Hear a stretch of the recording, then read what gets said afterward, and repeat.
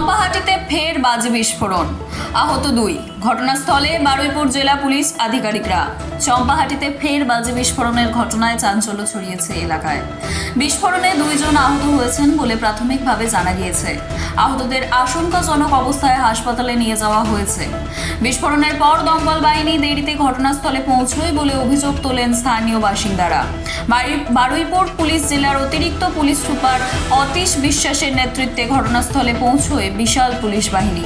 প্রাথমিক তদন্তে জানা গিয়েছে, জনবসতি থেকে কিছুটা দূরে একটি জমির মধ্যে ঘর তৈরি করে সেখানে বাজি তৈরির কাজ চলছিল। সেই ঘরেই বিস্ফোরণ ঘটে বলে প্রাথমিক অনুমান।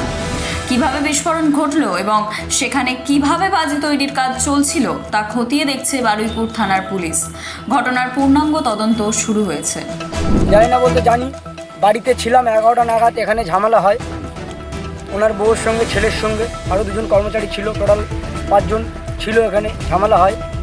ঝামেলা হতে প্রায় 11:30 পৌনে 12টা নাগাদ এই দুর্ঘটনা এখানে ঘটে। বাজি যে আগুন লেগেছে, এখানে আগে এনারা ফিশারিতে মাছ চাষ করতো, আমরা জানতাম। চাষ করতে করতে বর্ষার মধ্যে বাজি কারখানা কবে গড়ে তুলেছে আমরা জানি না। এই দুর্ঘটনা হতেই আমরা জানতে পেরেছি। কার কারখানা এটা? কার কারখানা বলতে বাপি, টাইটেল তো আমি জানি না, নামটাই জানি বাপি ওনার। যাই হোক, ওনার টাইটেল তো আমি জানি না। ওনার বউ ছেলে মিলে কাজ করছিল? বউ ছিল, ছেলে ছিল, আর উনি ছিল। আচ্ছা, আরও 2 জন কর্মচারী ছিল বাপি ওনার কি সঙ্গে। আহত হয়েছে বা কি নিয়ে আহত হয়েছে বলতে দেখেছি ওনার বউকে নিয়ে যেতে, পুড়ে গেছে, রাস্তার উপরে তুলেছিল নিয়ে যেতে। আর আরও যে 4 জন ছিল, টোটাল 5 জন ছিল, আরও যে 4 জন ছিল তারা কোন দিক দিয়ে পালিয়ে গেছে, কিংবা পুড়ে গেছে, কিংবা জলে পড়ে গেছে, আমি তো জানি না। আর বাপি আহত হয়েছে? বাপিকে আমরা তো দেখতেই পাইনি। ঠিক আছে, কতদিন ধরে চলছে এটা? কতদিন ধরে চলতে বলতে স্যার আমরা তো জানি না। আমরা জানি এটা মাছের ফিশারি। হ্যাঁ, মাছের ফিশারিতে থেকেই যখন এটা বাজি কারখানা হয়েছে, বাসটা হতেই আমরা বুঝতে পেরেছি যে এটা বাজি কারখানা হয়েছে। আমার নাম দীপঙ্কর দাস।